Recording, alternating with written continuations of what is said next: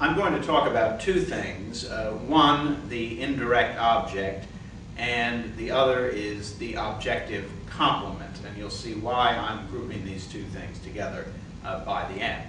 Now, first, the indirect object, as its name suggests, is related to the direct object. It's contrasted to it, but they're in the same family of things. The direct object, you will recall, is the thing that is on the receiving end of the action named by the verb. Let's take a look at a sentence. He baked her a cake. He baked her a cake. Now, the way we find direct objects is we look at the main verb, baked, and we ask, baked what? And the answer here is a cake. He baked a cake. So a cake is the direct object, and cake is really the direct object. This is a nominal phrase. Cake is the head. Cake is the direct object of bake. But we have this her in here. Now, her is not the direct object. If you ask, what did he bake? The answer isn't her, I hope. Her is what we call the indirect object. And the indirect object is a word, either a name or a pronoun, a noun or a pronoun, for whom or to whom the direct object was made or given. It doesn't have, those aren't the only verbs, obviously, make and give, that can take indirect objects. Here's bake. He baked a cake for her. But with the indirect object, you don't have to have the prepositional phrase for her. You just put the her. He baked her a cake. That means the same thing as he baked a cake for her. But her here is an indirect object. It's as if there's an invisible for or to in front of every indirect object. Similarly, she gave him a black eye. Maybe the cake was no good. She gave him a black eye. Well, gave what?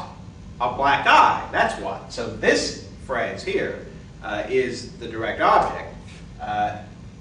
Him is the indirect object. Gave a black eye to him. So that's the indirect object. It's pretty straightforward. I want to pair this discussion with the discussion of a less famous grammatical structure.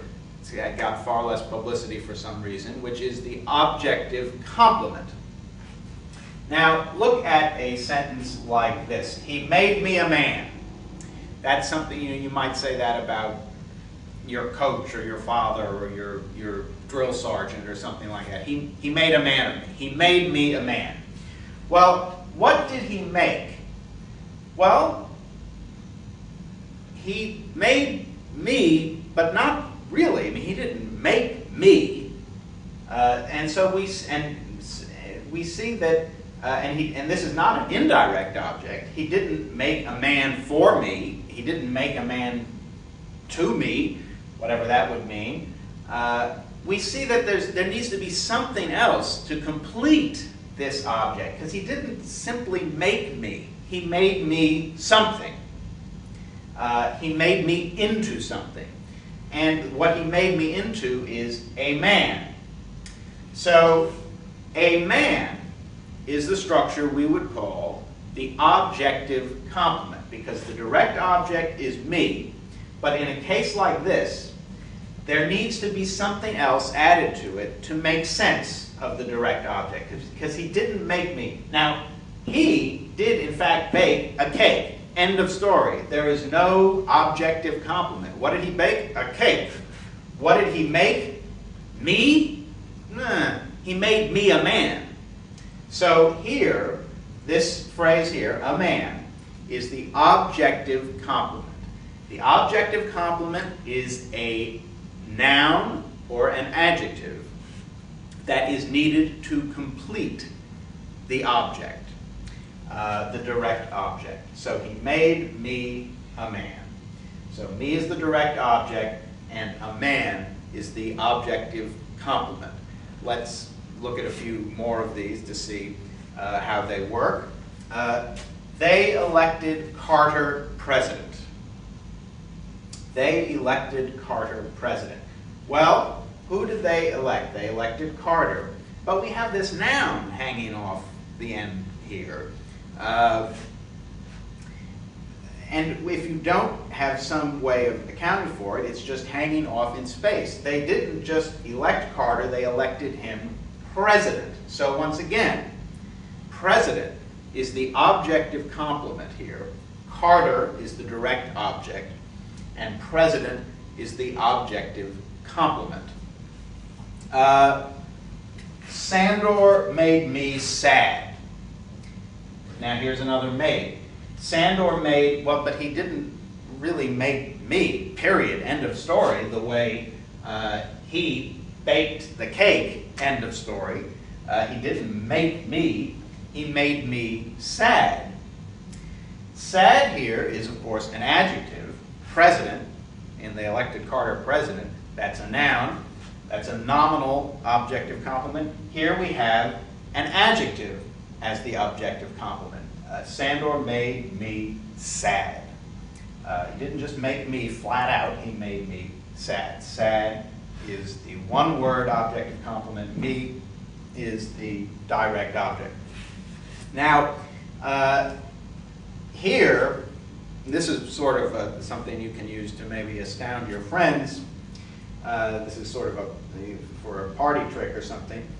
He made me sing.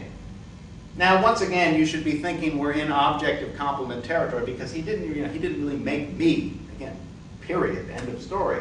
He made me sing. So sing is an objective complement, but you might be saying, well, what is this? Objective complements are either nouns or adjectives, and sing, just hanging off alone there, that looks like a verb. Well, what it in fact is an infinitive whose to has been wiped away, but it's there in theory. And you can see this if you think of a similar sentence. What if made were forced? Well, you would say, he forced me to sing, right? You would not say, he forced me sing. You would say, he forced me to sing. As it happens, this is just one of these idioms in English, just these things that we do. There's no real rhyme or reason, but it's just how we say it. When you say made me to mean compelled me or forced me, the to in the infinitive phrase that is functioning as the objective complement gets dropped. So he made me sing really means he made me to sing. And in fact, in old-fashioned English, you can find things. He made me to sing, he made me to cry. And people learning English as a second language will often insert this to here, and native speakers may sort of laugh at that. But in fact, there's really a point there, and people learning English as a second language have remembered something that we've forgotten. So, sing is the objective complement. And because objective complements and indirect objects can produce similar looking sentences, a lot of sentences can be read two ways. So for example, he made me a man. Remember that one. If we read a man as the objective complement, that means he turned me into a man. But supposing you're talking about Dr. Frankenstein, and somebody says, well, what did Dr. Frankenstein make for you? He made me a man. Now, a man is the direct object, and me is the indirect object. So indirect objects plus direct objects can often look a lot like direct objects and objective complements.